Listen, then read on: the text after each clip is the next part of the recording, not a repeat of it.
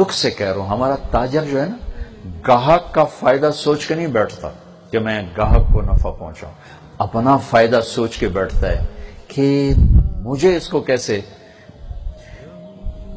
لوٹنا ہے۔ جریر بن عبداللہ رضی اللہ تعالیٰ عنہ نے اونٹ بیچا 300 درہم کا، پیسے وصول کر لیے، پھر کہنے لگے میرے بھائی یہ سواری کے لیے آپ لے رہے ہو یا ذبح کرنے کے لیے؟ انہوں نے کہا یہ میں سواری کے لیے لے رہا ہوں۔ کہا بھائی مجھے معاف کرنا، یہ سواری کے قابل نہیں ہے، اس کے پاؤں میں زخم ہے، یہ اپنے پیسے لو اور میرا اونٹ واپس کر دو۔ پیسے اس کو دے کے اونٹ گھر رکھیے، اپنے نوکر سے فرمایا بازار سے گھوڑا خرید کے لاؤ۔ وہ 300 درہم کا گھوڑا خرید کر لائے۔ جریر بن عبداللہ البجلی یمن کے شاہی خاندان کے فرد ہیں، آخری 2 مہینے میں ایمان لائے، چند دن صحبت کے ملے۔ انہوں نے گھوڑے کو دیکھا تو نوکر مالک کو ساتھ لے کر آیا کہ او میں تمہیں پیسے دلوا دوں۔ کتنے میں لیا؟ کہا جی 300۔ انہوں نے گھوڑے کو دیکھا، گھوڑا مہنگا تھا، مالک کو خود نہیں پتا تھا۔ اب میرا یہ موبائل ہے، میں 300 میں بیچوں یا 3000 میں بیچوں، اگر میں 300 پہ راضی ہوں تو عثمانی صاحب کے لیے یہ حلال ہے، کوئی مسئلہ نہیں۔ لیکن حلال حرام سے اوپر بھی ایک دنیا ہے جسے اخلاق کی دنیا کہتے ہیں، جسے ایثار کی دنیا کہتے ہیں، جسے سخاوت کی دنیا کہتے ہیں، جسے ہمدردی کی دنیا کہتے ہیں۔ ایک وہ جہان ہے جہاں آج کانٹے اگے ہوئے ہیں، جنگل ہی جنگل ہے۔ کہیں گے میاں تجھے 400 دے دوں تیرے گھوڑے کے تو خوش ہو؟ کھا لے، خوش نہیں ہوگا تو اور کیا ہوگا؟ تو اگر 500 دے دوں کہا پھر میں اور بھی زیادہ خوش ہوں۔ کہا 600 دے دوں کہا پھر اور زیادہ مزے کی بات۔ کہا 700 دے دوں کہا جی بالکل اچھی بات۔ کہا 800 دے دوں تو وہ کہنے لگا حضرت جی اے تسی لینا یا میرے نال ہاسا کیتی جاندے ہو؟ کیونکہ خریدار تو قیمت نہیں بڑھاتا نا، خریدار جناب اور کم کرو جی، اور کم۔ کہا بھائی 800 دے دو، گھوڑا باندھ دو۔ یہ وہ چلا گیا تو ان کے نوکر نے کہا حضرت میں جو 300 میں سودا کر کے آیا تھا تو یہ 500 کس خوشی میں بڑھائے؟ تو فرمایا میرے دوست اس کو پتہ نہیں تھا، اس کا گھوڑا 800 کا تھا، اگر میں اسے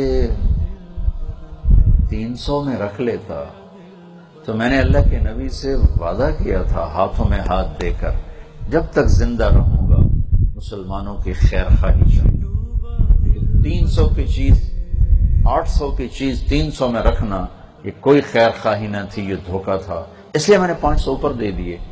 اس طرح اگر آپ بازار میں تجارت کرنا چاہتے ہیں تو آپ کا بخاری پڑھانا اور تجارت کرنا میرے نزدیک برابر ہے۔ آپ کسی نوکری میں جاتے ہیں اور مالک کا حق پورا ادا کرتے ہیں۔ ہمارے جو عبداللہ صاحب سے پہلے امیر تھے بشیر صاحب رحمت اللہ علیہ، وہ جی ایم تھے پورے مغربی پاکستان کے ٹیلی فون کے محکمے کے۔ جب وہ آفس میں داخل ہوتے تھے تو تبلیغ کی بات بند فرماتے تھے کہ یہ ٹائم کہ میں پیسے لیتا ہوں حکومت سے ٹیلی فون کے لیے، لہذا یہاں ٹیلی فون کے علاوہ اور کوئی بات نہیں ہوگی۔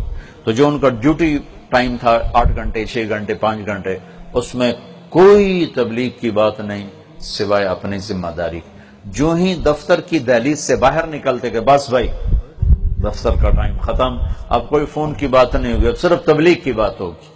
اگر اس طرح آپ کسی نوکری میں جاتے ہیں تو آپ کا بخاری پڑھانا اور آپ کا نوکری کرنا میرے خیال میں یہ اللہ کے قرب کا وہ بھی ذریعہ ہے، یہ بھی ذریعہ ہے۔ تفاوت کی بات ہو سکتی، اجر کی کمی اور زیادتی، لیکن جیسے بخاری پڑھانے سے اللہ کا تعلق ہے ایسے ہی اس جاب سے بھی اللہ کا تعلق ہے۔ آپ کے پاس پیسہ کو نہیں، اب آپ ہاتھ توڑ کے مزدوری کرتے ہیں، اپنے ہاتھوں سے مزدوری کرتے ہیں۔ تو مسلم شریف کی روایت ہے صبح سے شام تک اپنے ہاتھوں سے جو کمائی کرتا ہے بچوں کو کھلانے کے لیے اس کے اس دن کے سارے گناہ معاف ہو جاتے۔ سعد بن معاذ رضی اللہ تعالیٰ عنہ اللہ کے نبی کے سامنے بیٹھے تھے تو آپ کی نظر پڑی ہاتھوں پر نشان تھے سخت سخت، تو آپ نے کہا سعد تیرے ہاتھ ایسے سخت کیوں ہیں؟ کہ یا رسول اللہ بچوں کے لیے مزدوری کرتا ہوں تو یہ مزدوری کرتے کرتے میرے ہاتھ سخت ہو گئے، تو مجھے دیکھو۔ آپ نے ان کا ہاتھ پکڑا اور یوں بوسہ لیا، اور فرمایا کہ بچوں کو حلال کھلاتے ہوئے جو ہاتھ ایسے ہو جاتا ہے اس پہ جہنم کی آگ حرام ہو جاتی ہے۔ تو دین کے کام کا تصور یہ نہ رہے کہ صرف مدرسے پڑھانا یا کسی خانقاہ میں بیٹھنا یا دارالافتاء میں بیٹھنا یہ دین کا کام ہے۔ ہر لمحہ ہمارا دین ہے اگر اللہ اس کے رسول کی اطاعت کے ساتھ، اللہ اس کے رسول کے حکم کے۔ سلطان محمود غزنوی نے 35 سال حکومت کی اور دنیا کا سب سے بڑا حکمران تھا اپنے زمانے کا۔ 416 ہجری میں اس کا انتقال ہوا۔ 1974 میں زلزلہ آیا، اس کی قبر پھٹ گئی۔ قبر کھول کے دیکھا تو اس طرح قبر میں پڑا تھا جیسے کوئی آج میت کو رکھ کر گیا ہو، کفن بھی میلا نہیں ہو، کفن بھی۔ 35 سال کی حکومت کے بعد 1000 برس گزر گیا، قبر کی مٹی نے اس بندے کو ہاتھ نہیں لگایا۔ تو اگر آپ دنیا کے شعبوں میں اللہ کے حکموں کو سامنے رکھ کر چلتے ہیں، بخاری پڑھانا بھی جنت کا ذریعہ ہے، اور دکان بھی اور اسکول بھی اور کالج بھی اور ریڑھی لگانا۔ اور تلمبے میں میں نے بچے اکٹھے کیے جو پڑھ کے فارغ ہوئے، تو میں نے یہ تھوڑا سا مضمون بیان کیا تو ایک بچے کا فون آیا کہ جی میں بڑا احساس سے کمتری کا شکار تھا کہ میں نے دین پڑھ کے بھلا دیا، میں پھیری لگاتا ہوں، غریب بچہ ہوں، غریب ہوں، اپنا گھر بھی کوئی، میں پھیری لگاتا ہوں۔ تو آپ کی باتیں سن کر مجھے بھی حوصلہ ہو گیا کہ میں بھی دین کا کام کر رہا ہوں۔ ایک نوجوان کھڑا تھا، صحابہ نے کہا یا رسول اللہ اگر یہ اللہ کے راستے میں ہوتا تو کتنا اچھا ہوتا۔ تو آپ نے فرمایا تم نے اللہ کا راستہ اتنا مختصر کر دیا ہے، اگر یہ بچوں کو پال رہا ہے تو یہ اللہ کے راستے میں ہے، اگر یہ ماں کے لیے کما رہا ہے تو یہ اللہ کے راستے میں ہے، اگر یہ اپنے گھر والوں کی خبر گیری کر رہا ہے تو یہ اللہ کے راستے میں ہے۔ ایسے ایک سفر میں حضرت عمر نے ایک نوجوان دیکھا بڑا حسین، تو آپ نے کہا یا رسول اللہ یہ اللہ کے راستے میں ہوتا تو کتنا اچھا ہوتا۔ تو آپ نے کہا عمر تو نے اللہ کا راستہ اتنا چھوٹا کر دیا۔ آپ نے کہا او بچے ادھر آؤ، آ گیا۔ آپ نے فرمایا بھائی کیا کرتے ہو؟ کہا یا رسول اللہ میری بوڑھی ماں ہے اس کی خدمت کرتا ہوں۔ کہا تم اللہ کے راستے میں ہو۔ تو اللہ کا راستہ صرف مدرسہ نہیں، خانقاہ نہیں، تبلیغ نہیں، بازار جانا بھی اللہ کا راستہ ہے اگر سچائی ہو۔ زندگی کے جس شعبے میں جانا، سچ بولنا اور امانت۔ میں مولانا سید خان صاحب رحمۃ اللہ علیہ کے پاس بیٹھا تھا، مولانا عمر صاحب رحمۃ اللہ علیہ تشریف لائے، مولانا یوں کر کے بیٹھے تھے، مولانا عمر صاحب اس طرف آ کے بیٹھے، انہوں نے بھی سفید کرتا پاجامہ پہنا تھا، مولانا سید خان صاحب نے سفید کرتا، سفید پاجامہ، سفید ویسٹ کوٹ، گرمیاں تھی اور سفید پگڑی، اور مولانا یوں کر کے بیٹھے، وہ ادھر آ کے بیٹھے۔ حضرت کچھ ارشاد فرمائیں، کچھ فرمائیں، تو فرمایا میرے نزدیک سارا دین دو صفتوں کا نام ہے، ایک صدق اور ایک امانت، ایک سچائی اور ایک امانت۔ تو آپ زندگی کے جس شعبے میں جانا، سچ بولنا، جھوٹ نہ بولنا، وہ مولوی والا چکر نہ چلانا، توریہ جس کو تم کہتے ہو، توریہ کر لو، توریہ، وہ چکر بھی نہ چلانا، سچ بولنا۔ یہ بھی جان بچانے کے لیے ٹھیک ہے، دھوکہ دینے کے لیے توریہ۔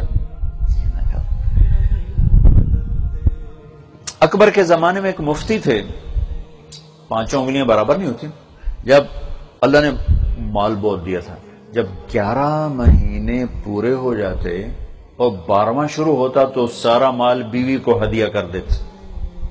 جب بیگم کے 11 مہینے ملک کے پورے ہو کے 12واں مہینہ شروع ہوتا تو وہ میاں کو ہدیہ کر دیتے۔ تو مفتی صاحب نے اپنے فتوے کو کہاں استعمال کیا؟ پیسہ بچانے کی۔ اب زکوٰۃ نہ ان پہ فرض نہ ان پہ فرض۔ کیوں جی مفتی صاحب؟ ٹھیک ہے نا؟ ہے جی؟ اب انہوں نے چکر چلایا لیکن موت پہ کلمہ چھن گیا، کفر پہ موت آئی۔ ساری زندگی مفتی کا لیبل لیا اور موت کفر پہ آئی۔ تو اللہ کے ساتھ چکر بازی کر رہے تھے، جیسے بنو اسرائیل ہفتے کو مچھلی پکڑتے تھے اور اتوار کو کھاتے تھے۔ ان کا ہم تو اتوار ہفتے کو نہیں کھا رہے، ہم تو اتوار کو کھا رہے ہیں، تو اللہ نے بندر بنا دیا۔ اب یہاں بندر والا قصہ تو ہے نہیں اللہ کے نبی کے تو فعل، تو اللہ تعالیٰ نے ایمان سلب فرما لی، کفر پہ موت آئی، مفتی دلی اور مرے کفر پر۔ تو توریہ نہ کرنا، اگلے وقت کچھ سمجھے تم کچھ مراد لے رہے ہو، سچ بول، سچائی کے ساتھ اللہ ہے، الصدق ینجی والکذب یہلک، سچ نجات دیتا ہے، جھوٹ ہلاک کرتا ہے۔